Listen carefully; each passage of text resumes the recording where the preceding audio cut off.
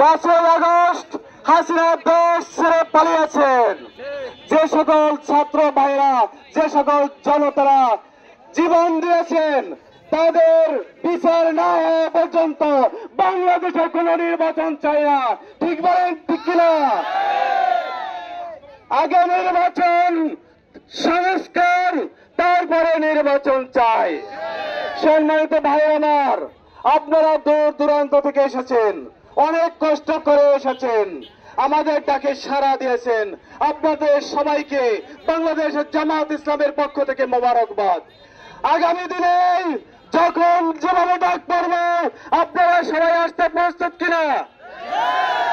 এই বলে আমি আমার কথা শেষ করছি। আল্লাহ হাফেজ।